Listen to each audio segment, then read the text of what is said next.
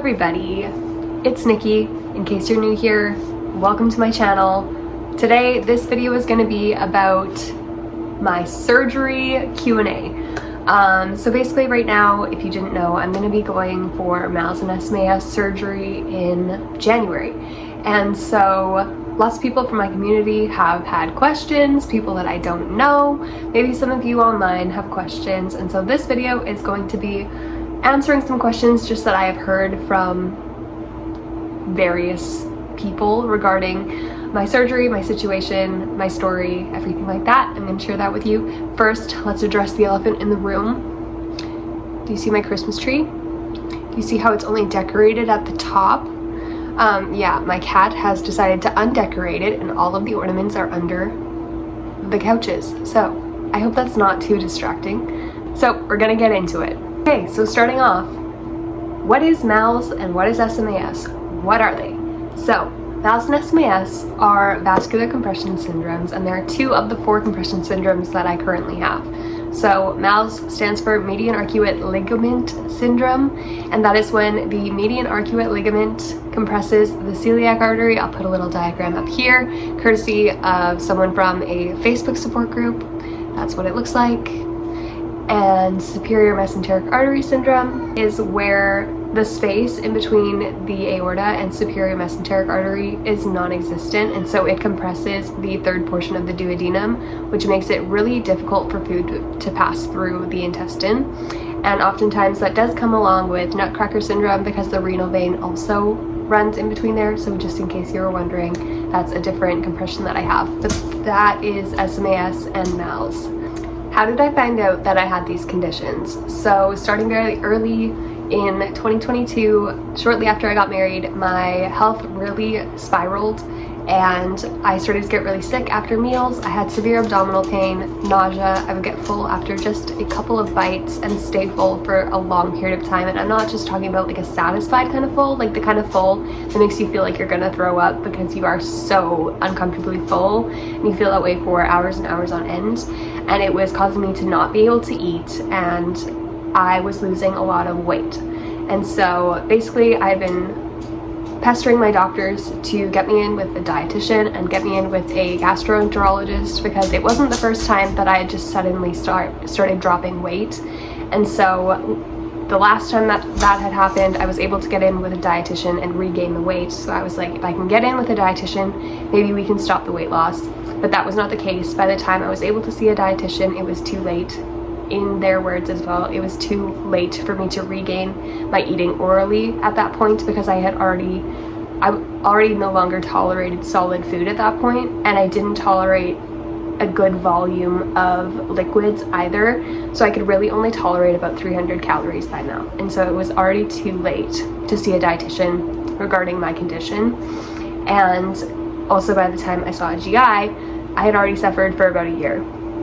So the testing started the second year of my issues basically, and SMAS and nutcracker syndrome were an incidental finding on one of my scans, but unfortunately the province that I live in, we don't have specialists regarding vascular compressions. We have vascular surgeons, we have gastroenterologists, but they don't specialize in compression syndromes, so they didn't feel confident or comfortable in diagnosing me with these conditions.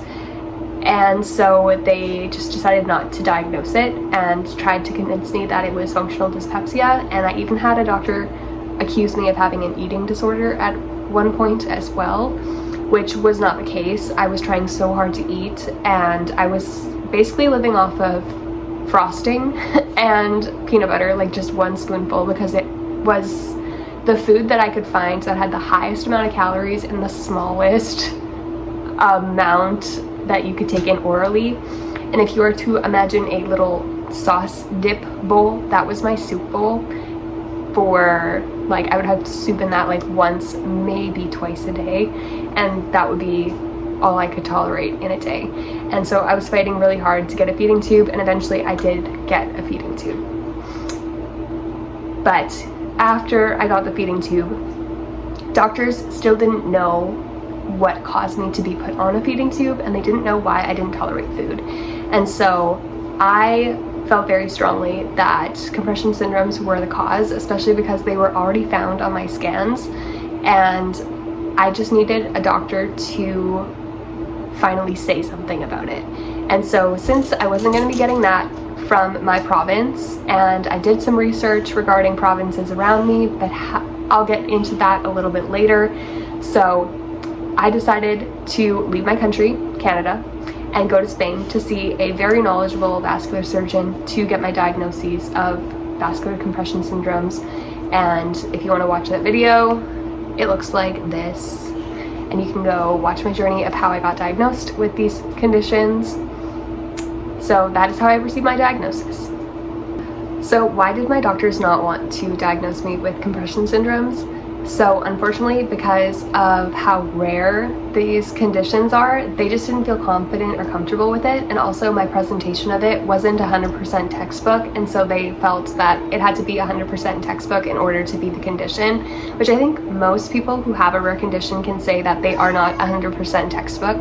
And I just needed someone who knew the condition a little bit more, and that's why I couldn't get diagnosed in my province. And why did I choose to not just go somewhere else in Canada? I am a part of a lot of Facebook groups, and basically the experience that I was having in my home province was what other Canadians were experiencing in their provinces across Canada. And also, to get a referral to a doctor in Canada takes a really long time, and you also have to be referred by a specialist in order to even get like coverage for it outside of your province. And so because none of my doctors even really believed me, I knew that none of my doctors were going to be willing to refer me outside of my province. And so that is why I couldn't get diagnosed in Canada. Also, the experience of getting diagnosed in Canada was the exact same experience of getting diagnosed in my province. From what I heard from other people, it took a lot of years, a lot of tests, a lot of false negatives, and a lot of gaslighting around these compression syndromes here in Canada. So there just isn't a lot of knowledge or a lot of knowledgeable providers regarding vascular compressions here in Canada. How did I find the surgeon in Spain? So when SMAS and nutcracker syndrome showed up on one of my scans, then I did join a bunch of support groups for SMAS and MALS to learn more from other people who have these conditions and to ask questions. And in there, a lot of people will name drop certain doctors, and you get to learn who the highly sought after doctors are. And a lot of people, especially in Canada, are looking for doctors outside of Canada to go see for second opinions just because of the experience here in Canada. And so after that was found and dismissed, I actually ended up having a consult with a surgeon in California, and he felt like I strongly had SMAS and MALS, but he wanted me to try and get all the testing done in Canada.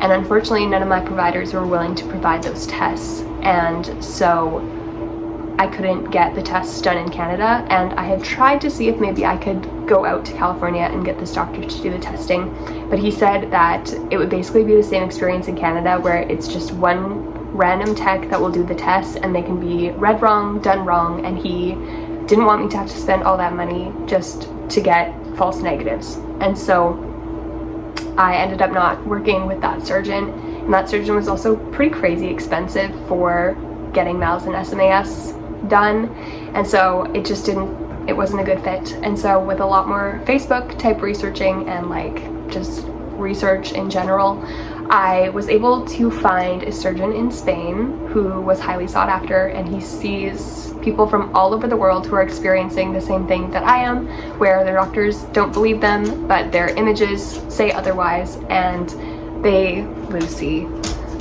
end up coming to see this surgeon because this surgeon is able to do testing for all of the different vascular compressions, and that is very rare to find because most providers who specialize in vascular compressions will specialize in one or two and not all of them. And so it's very rare to find a provider who can take a look at all of them, especially when you're still in the diagnostic process. So I found this surgeon in Spain. And so back in spring, my husband and I, we did fundraise, and we were able to go to Spain, and we were able to get all of the diagnostic testing done there. So he was able to do a Doppler ultrasound, multiple CTs, he did an IVUS/venogram, and he would have done a barium swallow, but at that point he was like, I have enough evidence, I don't need it. And so he was able to diagnose me with the 4 compressions based off of that. And he was very highly knowledgeable in these conditions. And the nice part was, it was either him doing the test himself, or it was him being in the room while someone else did the test and he did all the reports. So I felt like I was in very good hands, because it wasn't just some random radiologist who's maybe seen MALS or SMAS in a textbook or a handful of times. It was actually a surgeon who sees these every day. And so I was diagnosed by someone who was highly knowledgeable, and so that's how I can trust his diagnosis. So if this surgeon in Spain is so highly knowledgeable, why did I choose to not get surgery with the doctor in Spain? The only reason that I decided, actually there's 2 reasons why I decided not to go with the surgeon in Spain. It's not because I didn't trust him or that he wouldn't have done a wonderful job in treating my conditions, but the first one was that being so far away, so the travel was like over 24 hours, and it was really hard on my body, and it was just a lot. And getting surgery in Spain was going to require my husband and I to stay in Spain for at least a month to recover after that surgery. And that's a really long time to be in Spain and away from home. And so I wanted to be able to find a surgeon who was closer to home, so that I didn't have to travel very far, and that I hopefully also wouldn't have to stay for a month somewhere, because that's just a long time to be away, because I have pets. And if there's complications, like, it is good to be with the surgeon who did the surgery, but also I don't have healthcare in that country or in other countries other than Canada, and Canada wasn't covering any of this, and I felt more comfortable finding someone closer to home. And the second reason is that I didn't want the procedure that he was doing for SMAS. So every other compression that he would have treated me for is how I would want my compressions to be treated, except SMAS. And why didn't I just get all of the other ones done and not SMAS? And it is because you have to do a top-down approach with compression syndromes. Some people don't necessarily agree with this. Some surgeons recommend that you start with the one that is bothering you the most, and others recommend that you do top down. And so for my case, it is recommended to do top down. So MALS is at the very top, and then SMAS, and then Nutcracker, and then May Turner. And so it is recommended to do MALS and SMAS together if you can. And so I knew that I wanted to find someone who could do those together, and I needed someone who was willing and able and highly trained in the method that I needed as well. And so that's why I ultimately chose not to go with this surgeon in Spain. But it also doesn't mean that he's completely off the table for my other compressions. He's still an option. So how did I find the surgeon in the States? I found him the exact same way that I found the surgeon in Spain. I did a lot of research on the different Facebook groups that I had heard. And so I was looking for someone who could do the Alviar method.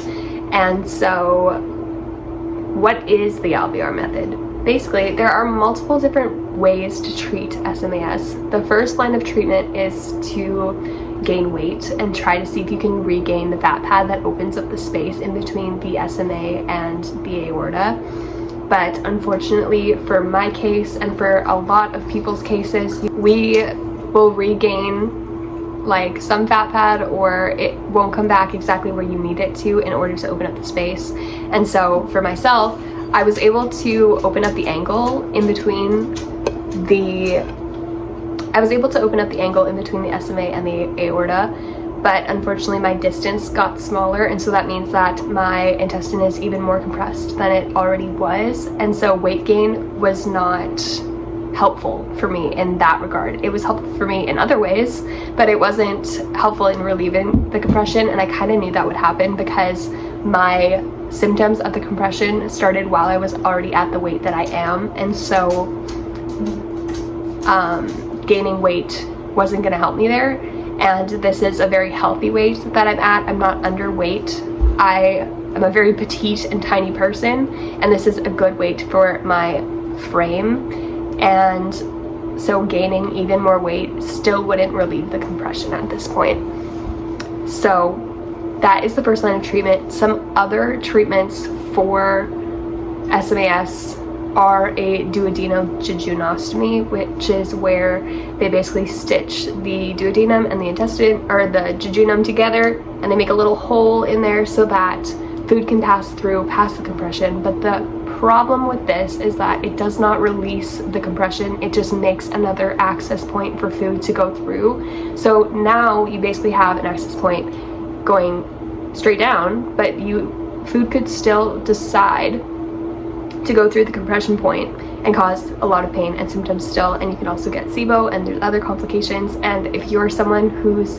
SMAS causes you a lot of pain, then you're not going to have relief from that surgery. And unfortunately, the DJ surgery doesn't have a high success rate, and most people don't have long-term relief from it. Some people do, some people don't. I feel like at this point most people don't.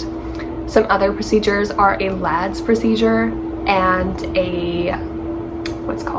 there's a LADS procedure and there's a Strong's procedure, but I don't exactly know what either of those all contain. I think one of them basically just moves the intestine down a little bit out of the angle so that it isn't pinched anymore, but that one can also just work its way back up into the compression point and recompress. And I don't exactly know what the other one is, so I'm not even going to speak on it. But basically all these methods, they don't have the highest success rate, and so that's why I didn't want any of those methods done for myself. So what is the Alviar method? The Alviar method basically combines a lot of those methods into one, but without using big doctor words that you're not going to understand. They basically would take my small intestine, actually, pause. They would dissect the ligament of Treitz, which is kind of in the middle here, like around the SMA type compression. I don't know exactly how to explain it to you, but they would dissect that to basically remove the small intestine out from underneath the SMA, and they would rotate it to be on the right side of my body, so small intestine would all be on the right side of my body. They would do a DJ, but that is combined with moving the intestine to the right side of the body, and they would tack it down so that it cannot rotate on itself or twist off or basically shift where it's not supposed to. And then they would also rotate the large intestine to be on the left side of the body and also tack it down so that it cannot twist off on itself. And so basically the SMA is like right in the middle, so that would not, since the SMA is in the middle and you're moving the small intestine to the right and the large intestine to the left, then you would not be able to recompress the small intestine under the SMA because there would be no intestine under the SMA anymore. So that's basically, that is the Alviar method. The surgeon that I'm seeing has also worked with Dr. Alviar, the one who invented this procedure, and it's now named after him, the Alviar Folks method. So he has worked with this surgeon very closely and understands the method very, very well, and he knows what he's doing, and he has a lot of success with this surgery. And so far the things that I'm hearing about the surgery are very, very positive, and it so far has the highest success rate. I don't think there is like a ton of research yet out there about the outcomes post-surgery. There is, I guess, articles that Dr. Alviar himself has written because he was like the only one doing it for the longest time, but he actually travels around to teach surgeons this method because it has such a high success rate. And I think the only reason that other surgeons aren't learning it is because it's complex, and a DJ procedure is just simpler, and so most surgeons actually just do a DJ for SMAS. And so why am I going to the United States for surgery? That is because there is no surgeon in Canada who does the Alviar method. There is a surgeon who kind of created his own method that's like similar to the Alviar method, but it's not the Alviar method. So that could be an option, but he doesn't do MALS. That's within Canada. If we were able to find a surgeon in Canada who is willing to learn, then Dr. Alviar would be able to come and teach it, and that would be so great for Canadians, because there are so many patients with SMAS that want the Alviar method, who are unable to travel but would like this method to be done. And it would be such a huge benefit for us to get a surgeon here in Canada who can do it. But so far there is none who have stepped forward. And so that is why I am going to the United States for this surgery. Okay, so then if this method is not offered in Canada, why am I not trying to get out-of-country coverage from the government to pay for this procedure outside of Canada? It's not that I haven't tried, it's that the process is a lot longer and a lot more difficult than people understand. And I've kind of already outlined this in a past vlog, but basically what I was told is that I would have to get one of my doctors, like not just any doctor, but one of the specialists that I have would have to refer me to some vascular surgeon who kind of knows about MALS or SMAS somewhere else in Canada, and they would have to review everything from Spain and basically re-diagnose me. And then after that, they would want to send me down to the US to like a big hospital like Mayo Clinic or Cleveland Clinic, and basically get reassessed again to make sure that I have these compressions. And then after that, I could maybe get approved for the surgeon that I want and am planning to get surgery with. So that would take years, because getting a referral somewhere else in Canada takes a minimum of a year, especially for these compressions, because the doctors that are highly sought out in Canada for compressions have long wait lists, and so it's very difficult to get in with them. So the reasons it is going to take too long, the other reasons, I do not have the energy or the time to fight the government to try and get coverage for this, just for them to turn around and tell me that a DJ procedure is good enough and I should just get something kind of done in Canada, whether or not it's the best or not. And that's kind of how the government does work in Canada, is if there is a procedure similar or can treat the condition that you have, then they opt for that instead of paying for something that's better and will last longer outside of Canada. So that is why I am not able to get the government of Canada to cover my surgery in the US, which is why my husband and I are fundraising once again for this procedure to be done. Yeah. And for those out there who are like, but Nikki, you didn't even try. I did try.